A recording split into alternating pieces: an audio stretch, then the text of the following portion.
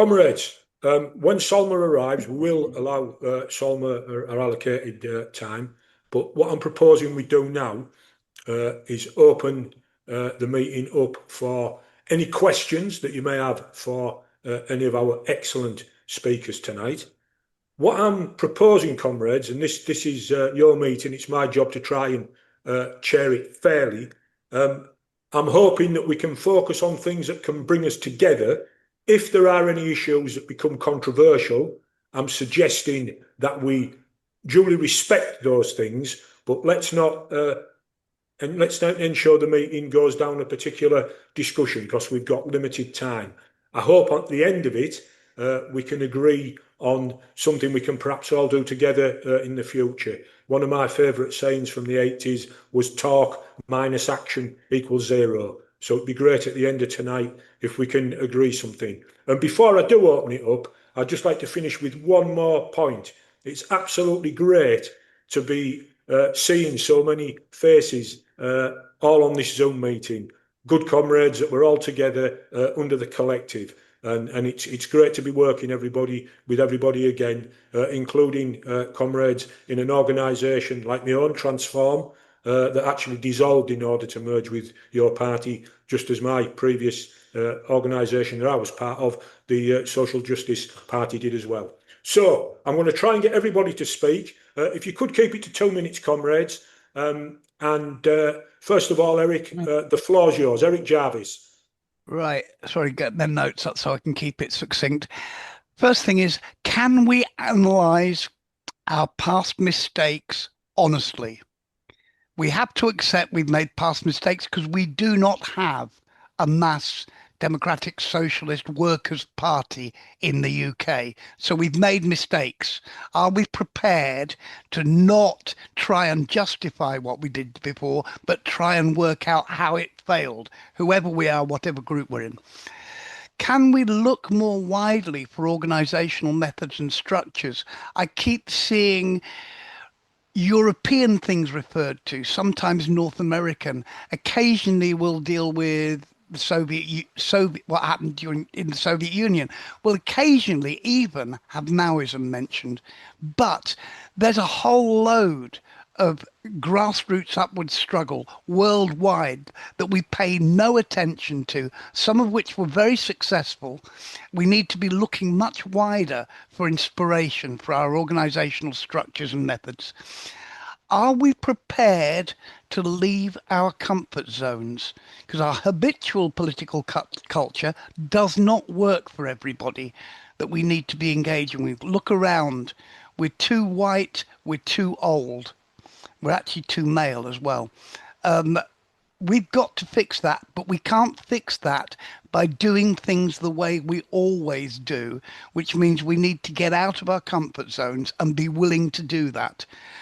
Finally, those of us who've been in the Labour Party, and I would guess everybody on the left, to some extent, we have been traumatized. And we are displaying standard trauma responses. That's where some of the paranoia and the secrecy and the trying to close things in comes from. It's normal trauma responses. We need to look at that and learn the ways. There are ways of getting over trauma. I've got PTSD myself and I'm being treated for it. There are things you can do to stop it destroying what you're trying to do. So we've got to learn about our trauma responses and how we deal with those and move forward without being sabotaged by what's been done to us over many, many years. Thank you. Thank you, Eric. Anwaro, hope you're having a good holiday. The floor's yours. Thank you. Yeah, it's past midnight over where I am at the moment. Yeah, thank you so far for like a brilliant discussion. I want to start off with something that I think is really key to everything that we've been doing at Connections and before that. It's trust. That's the basic bit that we're all kind of missing. Everyone I speak to wants me to join something, right? Whether it's the Green Party, your party, whatever it is, whatever group is going, whether it's the old groups or the new groups, everybody wants me to join something because they've got a brilliant idea. Their method is the best method. The issue is nobody trusts each other, right, outside their little groups, and they're not going to until you say, look, before you ask someone to join you, why don't you just work with people? Go, hey, look, there's a project that we're really interested in. Down here, there's a local issue or there's a national issue. Let's work together. Let's practice collaboration and build that camaraderie before you start going, hey, you know what? Actually, the way I was doing it before, right? Actually, the way we work now, we might want to make changes, but we can work together. Before we call for everyone to come together under one banner, under one group's idea, whether it's a group of 1, a group of 10, or a group of 1,000. I mean, I was with Clive and others here in those collective meetings. There are a lot of fantastic comrades there. And not once did we actually get to have conversations about each other's views, to understand each other, or anything else, or to collaborate on projects. It was all about one very small clique trying to push us into one direction. And the consequence of that is what we ended up with in your party, was one that was nothing to do with members, nothing to do with ordinary working class people, however way you want to define it. So what I would urge comrades to do is think not necessarily about asking people to join up. I mean, sure, I'm sure people can do that. But the first thing that we should be doing is doing more things like this. Sitting around the table, first of all, talking about how we can work collaboratively together. We don't need to join anybody's groups, etc. But let's have tea.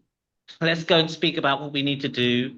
Let's see if we can support each other, train each other, help each other with resources, etc., and build organically. And when we're ready, it will come together. It will be automatic. We'll know when we need to declare. Because here's the thing: everybody who gathered around Jeremy and others, right? Everybody, they didn't gather around because he's an amazing speaker. Right? I don't know if anybody here has been to one of Jeremy's meetings, listened to him and gone, oh my God, I was so enthused, right? It's a collective enthusiasm for this idea of socialism that we all want. But actually, we didn't trust each other enough to come together without Jeremy and Zara signaling that we should. And this is the madness of it all. We were all waiting to work together on somebody else's say-so, but we weren't prepared to do so without that say-so. So I think we need to work on building trust with each other, laying our walls down. And for those who have memberships and want people to come and join those memberships, be ready to not ask people to join and instead say, hey, how can I help? What do you guys need? How can we build solidarity? That's what I would argue. Thank you. Thank you, Anwarul, and I hope you have a fantastic holiday. Maya, the floor is yours. Next, comrade. Yeah. Sorry, is that me? Yes, please. Yeah, I was going to say that I think a lot of it is that a lot of us might not know each other that well, and I'm thinking there should be more opportunities for people to get to know each other socially and find out who each other is really, basically, because I think a lot of these a lot of the reason that maybe we might struggle understanding each other is that we don't know each other well enough, maybe, or what other people like what other people's lived experiences is. So I think a good idea would be, and a lot of us what Eric was saying about trauma, a lot of us are very socially isolated. And I think that if there was more sort of opportunities for people to meet, both in person and online, because different people have different needs as to um yeah, I think that would help a lot. And on that note, anyone in this meeting is very welcome to drop me a line on Facebook or anytime they like. So yeah, that's me. Thanks very much indeed, Myron. I think excellent point about getting to know people and building those trusts. Thanks very much indeed. Clive. Eric, before you go on, can you, Solma's now here. Oh, lovely, lovely. What we'll do then, comrades, if it's okay with everyone, do keep your hands up though. I have got a list of the speaking order, but if Solma has had chance to have a cuppa after her first meeting, I can't see Solma on the screen yet. Good evening, Solma. Thanks for joining us. Would you be okay now to give your contribution to this meeting? Yes, I can. Okay. Thank you for joining us. The floor's yours. Okay, thank you. I've just come back from your party Clacton meeting with few of the Clacton members and Jeremy Corbyn. So yeah, we're going to fight with Beanface, I think. So anyway, thank you for inviting me to this talk because I've been thinking lately very much on this subject. How do left get together? Because all I see is fragmentation, and frankly, I'm really exhausted by fighting amongst ourselves. Amongst the left, and sometimes the fighting is healthy, but when it gets no result, that's when it becomes frustrating. Because what I want to do, I want to spend more of my time fighting the fascists, fighting the homelessness, fighting the poverty, and all of that. Let me tell you what happened this weekend, which really rattled me. There was this Muslim gathering in Ipswich, Suffolk, and you might have heard about it. And most of my family's members joined in because it was, Muslim gathering across the country, and some also came from abroad. And it was a very peaceful kind of event. My husband, my family members were there, and my husband came back saying, oh, children are playing cricket and football, all of that. But then suddenly, Sunday morning, we got a bomb alert, and there were 12 people being arrested for, I think they were planning some kind of Norway kind of attack on it. So, I want to concentrate on those things because I can see in Clacton, in Colchester, what's happening over the last 6 weeks is every Tuesday, the fascists are congregating at about 7 o'clock now, front of the Castle Park that we use for the Palestine campaigning. So, my friends, I'm really exhausted with the infights that are going on. Many of you know what's happening with your party and how, we have been losing our focus because all of us left. We know, what we have in common. We know our fight is against the fascist and the right wing and dealing with the poverty and so on. So, why are we so fragmented when it comes to us working together? Why is, people think, my organization or my ego is the best one, and yours is, you have this little dirty mark on you and that little dirty mark on you, and I can't work with you.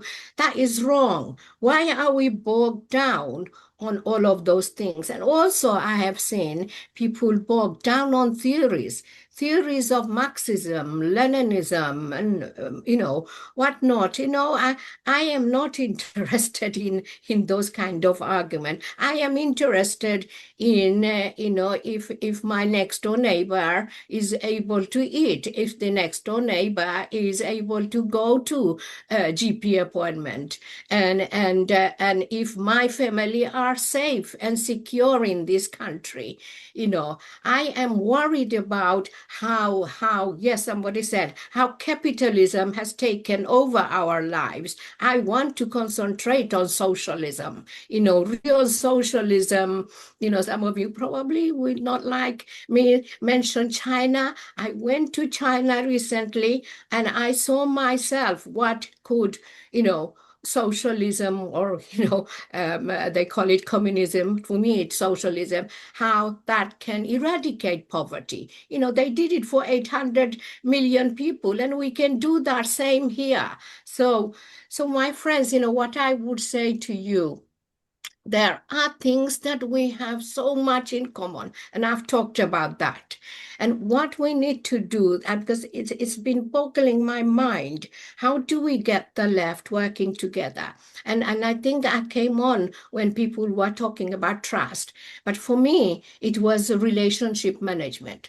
Number one is, how do we manage our relationship going forward? Because that is so important. At the moment, what's going on in your party at the moment, we are trying to manage factions with building up relationship with individuals, because we know we have things in common. We know we want to make this party, socialist party, successful. So let's begin to work on that. So we are working on our relationship. And I think this is what, on Democratic Bloc, WhatsApp, and few other WhatsApp, what I'm seeing, that we have so much in common. And how do we just, manage to build that relationship amongst us without sort of thinking that's the difference we have. We don't need to talk about the differences at the moment. We'll talk about what we have in common.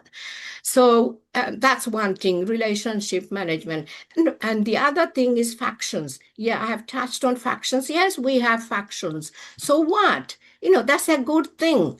The good thing, because it challenges us to think differently. It challenges us to think about what that person said, and you start to think about it, and you believe, yes, they are right when they challenged me. So we can work within that factions, so long as we know how to come together to solve a problem.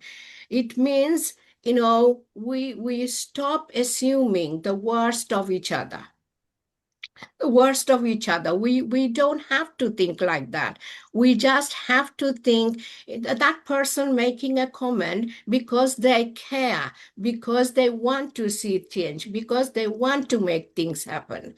So relationship, and where we can talk with the deal with the factionalism, and that's how we build movement.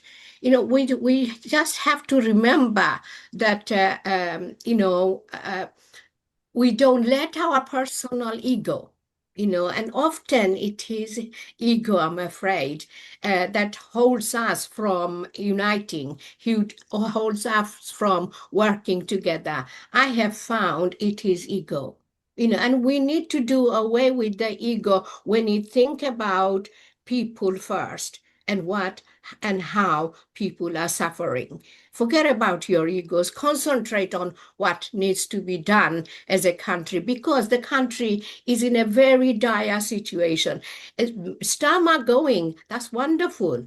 But he's going to be replaced by Andy Burnham, who means the same thing. His statement on Gaza, does he think I should be proud of his statement on Gaza?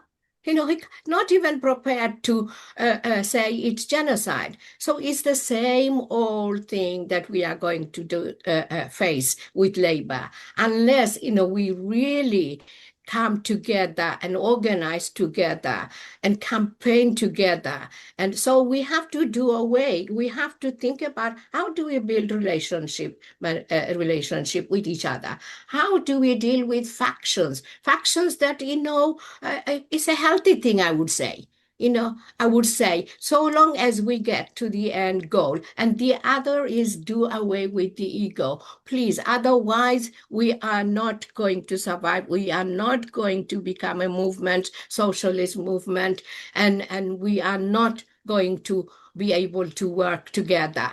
And the other thing, working together, is bad. Don't get involved with organization, prescribe them, don't go to their meetings. And that's what happened to us. That's three of us, Mel, Naomi, and me, because we just attended. Well, one of us didn't even attend. I just attended, Social Federation, because I wanted to see. I was nosy. I wanted to see what they were about. Mel spoke. So is that wrong? We can't do this. When we talk about democracy and free speech and freedom, we can't stop people from attending meetings just because they want to be there, because mostly I attend meetings because I want to hear and I want to learn. I want to learn what's going on. So I would say a challenge that we have is let's spend less time asking who is right. Let's spend more time asking what is right. And let's, I am also suspicious of people. Let's stop being suspicious about people and start talking to people. And some of the people in your party has amazed me because I started talking to them. They reached out to me, I reached out to them, and then they understood me and I understood them where they were coming from, because they were suffering just like me. Just like me, I was suffering being on that committee. So we really need to get away from that kind of thinking, and we really, one of my, I don't, I want to see your party successful, but I want to see more that us left are successful, us left are working together. And that's why I'm here with you guys. Because I love the title you gave. And we have to work together. We have no choice, really. Otherwise, we are facing dire situation in this country. Thank you. Thank you so much, Salma. I really appreciate your contribution, and thanks for doing 2 meetings tonight as well. I hope you can stay as well for a bit longer with the meeting now as well. So thank you. Clive, you were the next comrade that wanted to speak. The floor's yours. Thank you, Eric. Been some excellent contributions tonight, particularly from Salma, some excellent stuff there. Ego, all these bloody leftists who think they've got the answers. As my mother used to say to me, if you're so clever, why aren't you rich, etc. All these, people think they've got it all worked out and they've got nowhere. I'm talking about small organizations and I'm talking about the bigger parties as well. The other bit she spoke about is we don't want fragments, and I completely agree with that. And frankly, this is going to sound like a negative, but it's meant as a positive. The 60 gathered here today, the 80 that go to Socialist Federation meetings, similar numbers elsewhere, are not going to get anywhere. A very good point made by somebody before. 60 is another one. It's about the average age of people. Also, and that we are mainly white and male, obviously not completely, etc. We have to get back. We had that sweet spot that I'd never seen it in decades of activity in your party for a very short while. The RCP, the SWP, the SP, and others were all interested. And for a bit, they may have run with it. Maybe we could have got the CP in and other Labour lefts and all the rest of it. That is where we need to go. Now, it's, but how do you do that? I just wish I knew how to do that. I fear it may wait until, I don't know, there's a revolution in Poland or somewhere, then the Polish party will have enough clout to establish national sections throughout the planet. Because, these people from these bigger organizations, 1,000 or 2,000, the SWP, the SP, where have you got for the last 40 years, 50 years, etc.? You've got to realize You haven't got the answers. It's the ego. And I'm talking about small organizations, and I'm talking about individuals like me as well. We need to combine together. So all these discussions we're having here about what should we talk about that, what should the detailed policy about that, etc., they're all far in advance of when they should be. We need to combine something together. Now, I wish I had some great idea how to get everyone together. Corbyn, for all his faults, managed that for a very short while.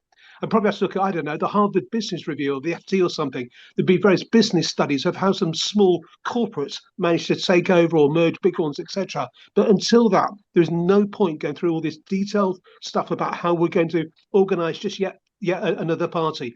We need to, on whatever basis, get the left to combine in exactly the way Selma was talking about. Thanks.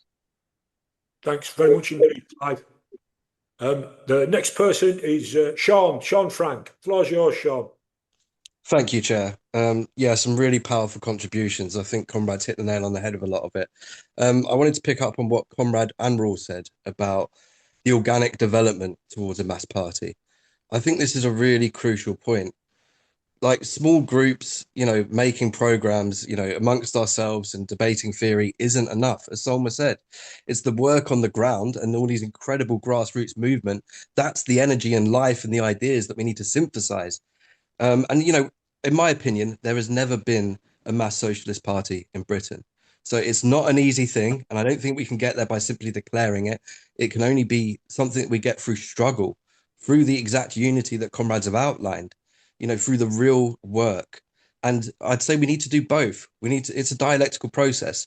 We need to take the ideas from the ground and synthesize them, discuss them, debate them, honestly reflect and criticize where we've gone wrong in the past and currently. And through trial and error and through building trust, we can get to the place we need to be. But absolutely, this, us talking to ourselves is never, ever going to get there. And our voice isn't loud enough in all these small groups. We do need a structure that combines our efforts and gives us a platform to really, get into the detail of a lot of the things that are preventing us from uniting. We all agree we want to unite, but there is roadblocks in our way, and these do need to be worked out, but not just by talking to each other, but through the struggle itself. Thank you, Chair. Thanks very much indeed, Sean. Robert Clough, the floor's yours, comrade. Yeah, thanks very much. I hope comrades can hear me. Yes, I wanted to pick up on this notion of trust. I agree it's important, but trust in what? Trust in a person, their integrity, trust in their political judgment, what? You see, I come from a generation from, like many, I guess, got political experience in the 1970s. And I took a view in 1979 that it was impossible for any serious socialist to support a Labour vote. Why? Because of the position of crushing or attempting to crush an armed working class insurrection taking place 50 miles off the shores of Britain, the Irish freedom struggle. It was impossible to vote for Labour because of its government, its absolute defence of apartheid South Africa. Nor was it possible to vote for Labour because it had a completely racist immigration policy. Yet the bulk of the left argued that it was absolutely essential that we supported Labour in that election, never mind what it had done. And I think that's about trust in political judgment. Now, we've heard a bit about the Labour left and the role that they have played, I think, very early on. And I'm always absolutely struck when you look at sort of left academic histories, or indeed by activists, about the history of the Labour Party, how it is that in the 1970s, everybody's preoccupied with Ben leadership campaigns. You look at a book, probably one paragraph reference to the war in Ireland. Yep, this is about political trust. How can one trust the judgment of people who say or refuse to account for the history of the Labour Party since that date? War crime after war crime after crime. Yet still, people remain defending the Labour Party, urging defence, and they are very influential even today in your party. So it's about political judgment. And then it's about the judgment as to who and how a party that we need is going to be created. I've heard this story about the trade unions, for instance. Well, let's be just a bit real. Yes, trade unions are supposed to be fighting organisations of the working class, defending working class interests. Well, it's a bit of a stretch to imagine that the British trade union movement has been doing that since the defeat of the miners' strike. But, there are things that really, make me question the attitude. Let's have some facts about the trade unions at the moment. Nearly a quarter of all trade unions are on £50,000 a year or more. 40% or thereabouts are over 50. I think it's about, 6 or 7% are under the age of 24. Now, granted, a lot of them might be students, but when you're saying, well, base ourselves on the trade unions, we're based on trade unions, you're actually reinforcing the age differential, which has been pointed out several times this evening. Yes, a party needs to be built, but it's going to have to be built on the youth, young working class people.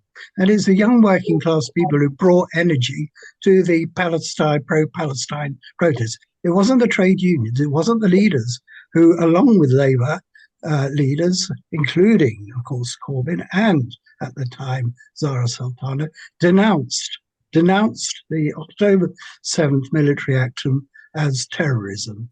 Yeah, now, how do you trust those people? How can you work with them if you're an anti-imperialism? You have to have some defining grounds on which you can actually build that unity. And they're based on politics. And in this case, I'm from the Revolutionary Communists, it's a case of fighting clearly an imperialist enemy. Yeah, and that has to be the political focus. Thank you. Thank you, Robert.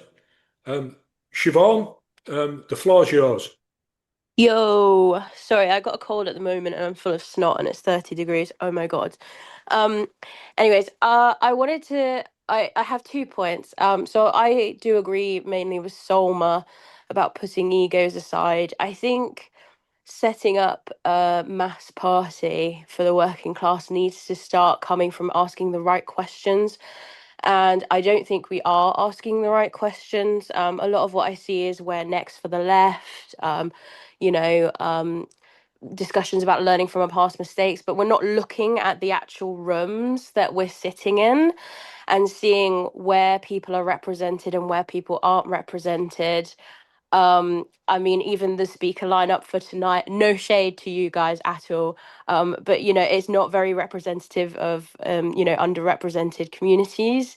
There were no speakers who were considered young people under 25s, that sort of thing.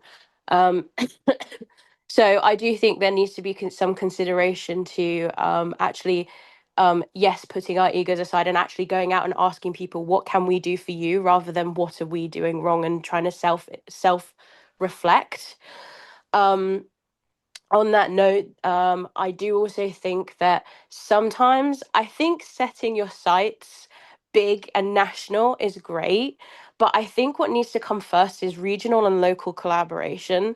So we launched North Devon and Torridge Socialists in March, something like that. And it's just a group of about 8 or 9 of us from the runoffs of your party. And what we've been doing at the moment is setting up an anti-raids network. And what I did was I went to regional, chats, because I think that while people don't like WhatsApp as a debate forum, it's actually very good for networking. So I went to Connections, I went to the Grassroots Left chat, I went to personal contacts in Bristol and Exeter, and basically asked, do you guys have anybody that I can put people in contact with if they ever get raided at work? And within an afternoon, we had a full plan over what we were going to do. And we're now 2 weeks into our organizing process, and we've developed a leaflet so that we could create an email drop box for immigrants that have been targeted by state-sanctioned violence. So my main point of that is that in order for this leaflet to work, the majority of us are white people who aren't immigrants. So we have friends who are immigrants. We also know people who are part of the communities who are targeted. So instead of just thrusting this leaflet upon people, we are going to those people who are part of those communities and asking them, is this okay? Would this make you respond? And how can we improve it in order to make it better? And getting them to give their input and translate it as well into their native languages so that they don't have to, try and navigate a leaflet in a language that they're not quite versed in. So I do think that the saying charity starts at home is very, very important. I think we start locally, build up to regionally, and then go national. Because while we can reach for the stars and it's wonderful, it really, really does need to have a really strong foundation. That's all. Thank you. Thank you, Siobhan. Hope your call gets better soon as well, comrade. Nigel, the floor's yours, comrade. Yeah, I won't be long. I agree with what Liz says about a consensus approach and Clive Heemskirk. I think we can look in any kind of new organisation at the things we agree on, and then start from there, and then we can refine and, if you like, nuance our ideas later on. It's pretty basic stuff. But I think what we do need to do, and coming out of this and coming out of other meetings as well, comrades, is for the comrades in the room from the different organisations and as individuals as well to come together in some kind of structured way, so that through a delegate meeting or a conference or something like that, so we come together and we really deepen the discussion and find where the consensus lies, bring our ideas, produce papers which we can read and then think about and discuss, because unless we do kind of bring ourselves together, it's just going to be a fragmented situation ongoing, and it'll be much more difficult to make progress.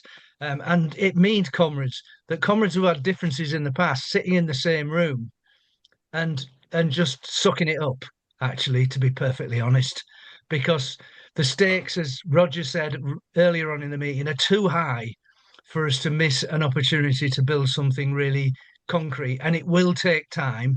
This isn't a quick fix. I agree with the thing about localism as well.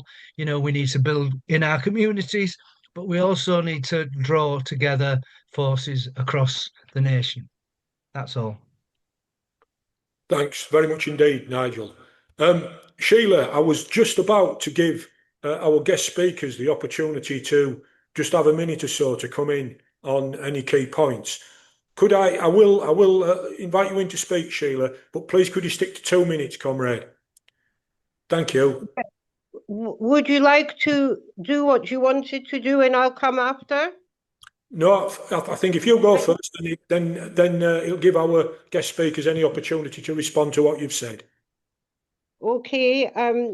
Right. I've just been cooking and I was making some notes.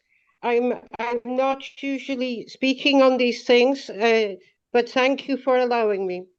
So I am 63 years old. I am mixed race and I live in the Highlands of Scotland, where I have a small holding. I was never a member of a party before until your party, and I joined it first because as a brown woman in the Highlands in a very white area, I had had quite a lot of both verbal and physical to my property, racial violence. And I felt threat. I don't have a husband. So I joined because I want to help fight reform. And I liked Jeremy Corbyn for a long time.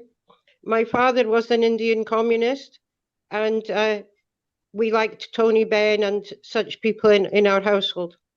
So I was very, very felt betrayed because in Scotland we had enormous faith in Jeremy Corbyn. And when Zara Sultana came to Glasgow, it was a packed hall, a mixed black and white and brown and women and men. And it was a joyous experience, standing ovation for her. And we felt, a lot of people said they had never joined a party before, but we could not get the data. membership, access to the database. People joined and drifted away. Splits happened. We had a media, it was okay in Dundee, our Scottish branch. I may be going on a bit too long, but I am now not in any political party, and I don't know if I will ever again. But I have always been a grassroots activist because my father was an Indian communist, so I was brought up to be of service in the community. And the word that kept coming in my head when I was cooking and listening to your speakers, for my experience, is a lot about ego. On the left, there is always splitting because people want to be in charge and people have a great idea. There's a lot of head boy and head girl energy, you know, cleverest boy at school, cleverest girl at school, great debating champion, this kind of energy. And we haven't got time for that. I was very pleased Solma said ego, because I have the same experience at the other end of the country as her.